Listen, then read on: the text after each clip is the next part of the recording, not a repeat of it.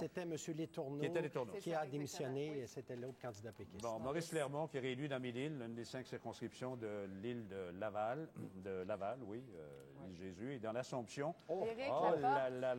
Éric Laporte. Madame Grégoire, vous avez été candidate là dans l'Assomption. Tout à fait, on avait fait 22 en 98 et Éric Laporte, qui a travaillé très fort, je peux vous le dire, c'est mon comté de résidence, vient d'arracher l'Assomption. C'était le comté de Jacques Parizeau, tout à fait.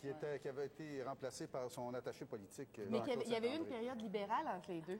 Rimouski Oui, absolument. Rimouski va demeurer Parti québécois avec un nouveau venu, Irvin Pelletier.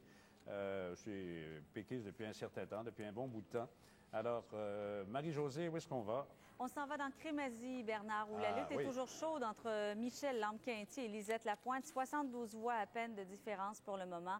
La déquiste, par contre, elle est pas mal plus loin derrière avec 924 voix. Alors voilà pour Crémazie. Allons voir Laurier-Dorion. Ça se promène beaucoup. Monsieur Sclavonos est en avance quelques minutes. Elsie Lefebvre reprend l'avance par la suite. 115 voix de majorité pour le moment pour la péquiste qui détient la circonscription. Elle est entrée dans une complémentaire. Jerry Sclavounos qui essaie de la reprendre pour le Parti libéral. Et on voit que la déquiste Louise Lévesque est pas mal plus loin derrière dans Laurier-Dorion. Mercier maintenant, Daniel Turp et entre lui et Amir Kadir, c'est chaud, très chaud depuis le début de la soirée. M. Kadir a amené à un certain moment donné au début 132 voix à peine de majorité pour le moment pour le péquiste Daniel Turp qui a la circonscription. Nathalie Rochefort, l'ancienne députée, troisième.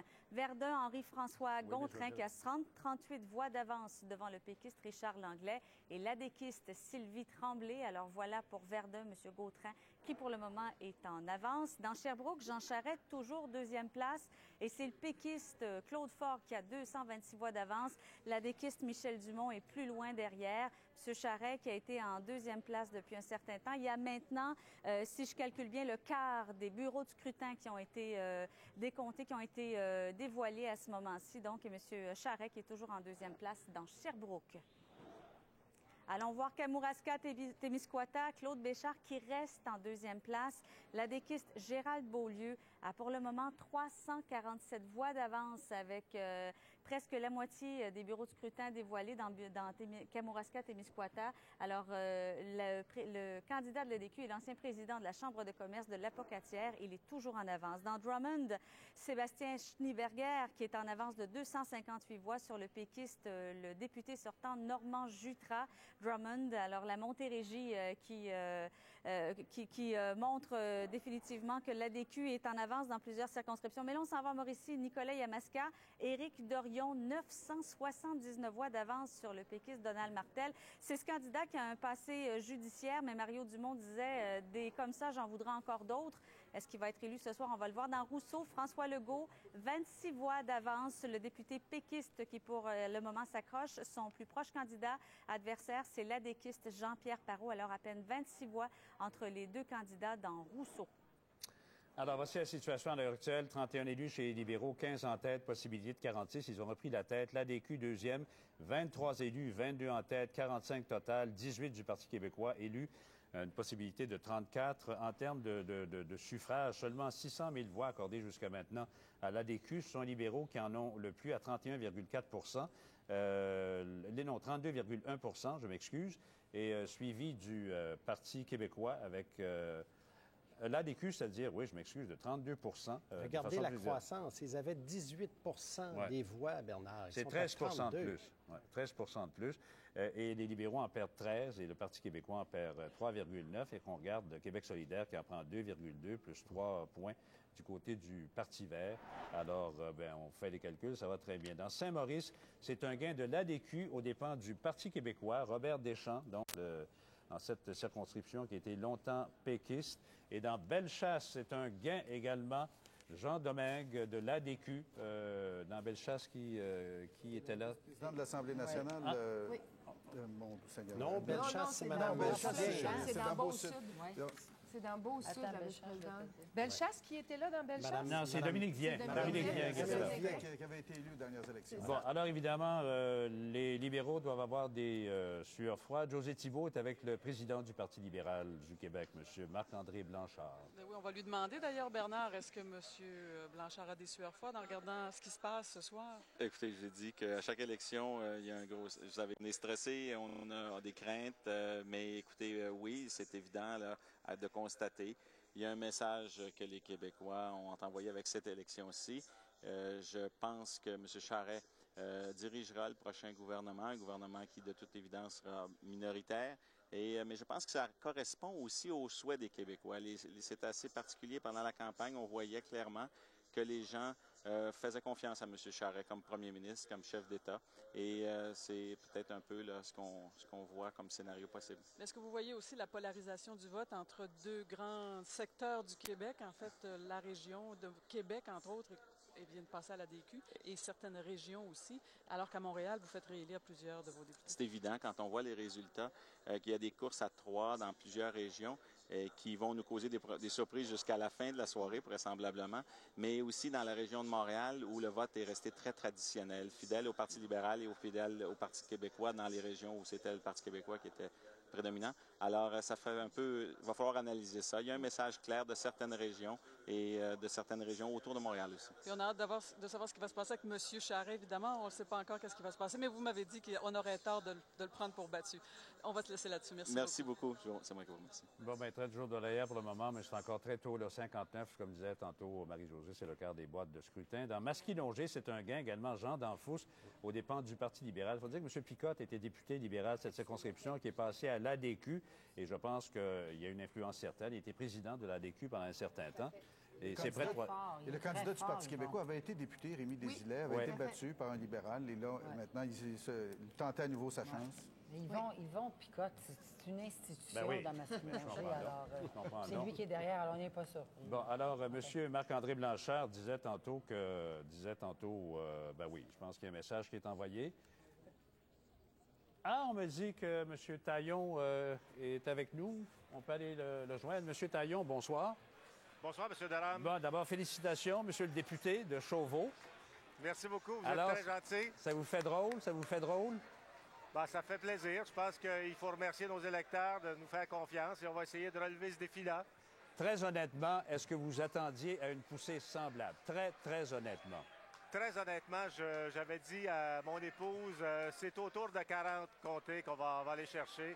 Donc, je l'espérais. Maintenant, je commence à y croire.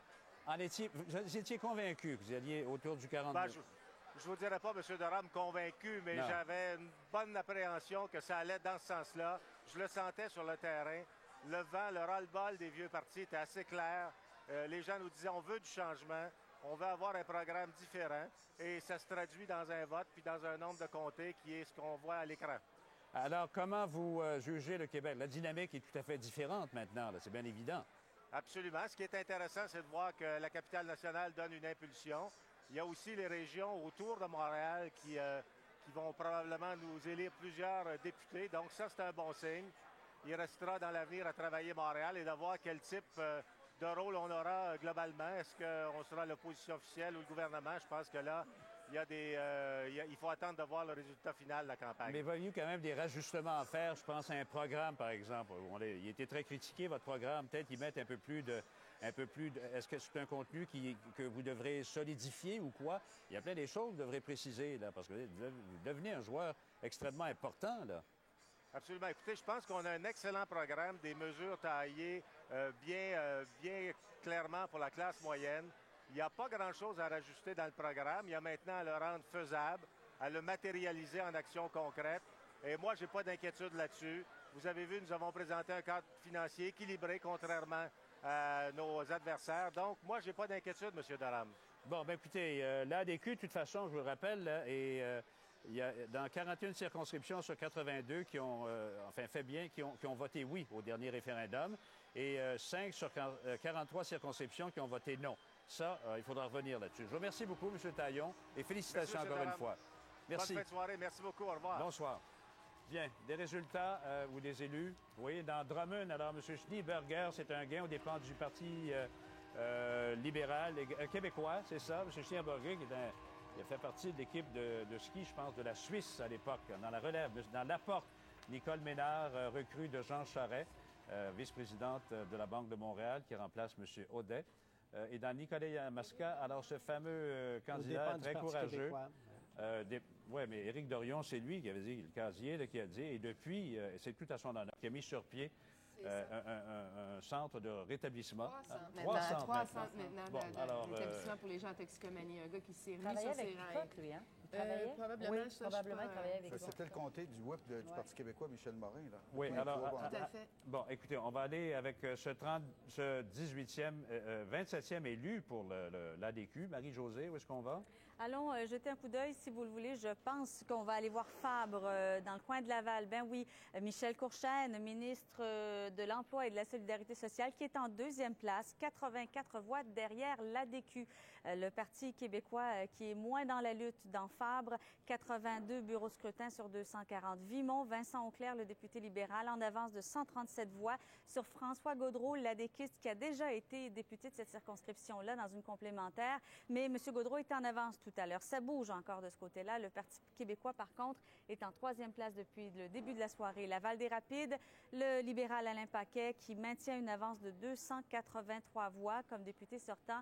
Le péquiste Marc Demers en deuxième place et l'ADQiste Robert Goulet en troisième place pour Laval-des-Rapides. Sherbrooke, Jean Charest, toujours en deuxième place. Claude Forgue, le péquiste, à 372 voix d'avance pour le moment, à peu près tout près du tiers des bureaux de scrutin maintenant dont on connaît les résultats. Michel Dumont, l'ADQiste, est en troisième place, pas mal plus loin derrière. Jean Talon, Philippe Couillard, première position, 624 voix d'avance sur la péquiste Véronique Yvon. L'ADQiste dans Jean Talon qui est en troisième place, alors dans la grande ville de Québec, la capitale. Dans Jean Talon, c'est entre les libéraux et les péquistes que ça se joue ce soir. Pour le moment, Philippe Couillard, le ministre de la Santé, qui a 624 voix d'avance. C'est l'ancienne circonscription de Marguerite Delisle qui a quitté pour des raisons de santé Vachon. Camille Bouchard, depuis une demi-heure maintenant, qui prend un peu de recul. C'est Maro Akoury, la candidate ADQiste pour le moment, qui a une mince avance de 70 voix.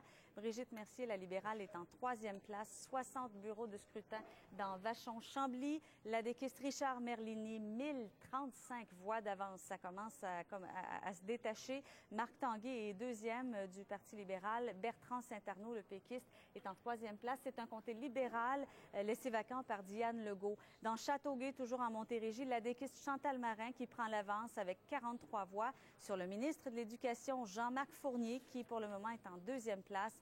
Le péquiste Michel Pinard en troisième place. Alors voilà pour la Montérégie et la position des ADQistes. Bon, alors voilà où on en est. 46 total pour le Parti libéral. L'ADQ à 44 maintenant. Les libéraux ont repris la tête et 35 pour le Parti québécois. Alors, jusqu'à maintenant, on a privilégié le Parti libéral d'une proportion de 32 même chose que l'ADQ ou presque. Alors, l'ADQ gagne 13 points, les libéraux perdent 13 points. Et le Parti québécois, lui, a 29 donc sous les 30 pour la première fois depuis 1970, depuis la première des 10 élections auxquelles ils ont participé. Et vous pouvez voir que les tiers